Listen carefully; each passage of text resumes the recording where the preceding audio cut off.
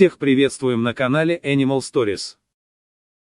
Если собака попадает с села улицы в приют, это вовсе не означает, что на этом все ее проблемы закончились. В городе Минске есть небольшой приют. 1,5 месяца назад там оказалась собачка породы доберман, которая очень приглянулась Виктории Веселовской и ее жениху. Девушка с детства мечтала именно о таком питомце, поэтому посоветовалась с парнем, и ребята вместе поехали в приют, чтобы познакомиться с песиком. Но там выяснилось, что собаку уже кто-то забирает. Молодые люди расстроились, но решили все-таки взглянуть и на других животных. Волонтеры предлагали как взрослых собак, так и щенков. Вика с женихом решили для начала посмотреть на малышей. Они ждали, пока к ним подойдет человек, который мог бы провести ребят к вольерам. И тут к ним вышла дама средних лет, по которой сразу было видно, что она не очень-то в восторге от своей работы и от жизни в целом. Она угрюмо заявила Вике и ее жениху, что щенков у них нет. А взрослые собаки, все не породистые. Можно подумать, вы дворняжку возьмете.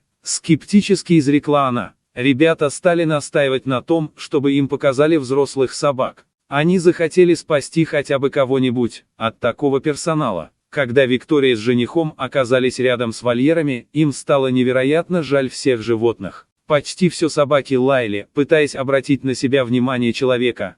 Но Вика смотрела только на одного песика. Он сидел тихо, склонив мордочку вниз. Девушка подошла ближе к вольеру и аккуратно поднесла руку к прутьям. Пес тут же среагировал, он облизал пальцы Вики, а потом попытался просунуть морду в щель между дверью вольера и полом, чтобы незнакомка могла его погладить. Как только Виктория увидела грустные, полные боли и страданий глаза пса, она поняла, что это ее собака, но та самая угрюмая сотрудница вдруг вновь заворчала: «Вы даете собаке надежду. Уходите или забирайте ее прямо сейчас», — говорила она. У Вики с парнем не было с собой ни поводка, ни ошейника, ведь они ехали лишь для знакомства. А еще, они прекрасно понимали, что нужно хорошенько обдумать обустройство нового члена семьи. Ведь дома у ребят уже были и кот, и пес. Им все же удалось договориться о коротенькой отсрочке. Уже на следующий день ребята неслись в зоомагазин, чтобы купить все необходимое. А потом они поспешили в приют, за тем самым псом. Когда питомец вновь увидел Вику, он чуть ли не завыл от счастья.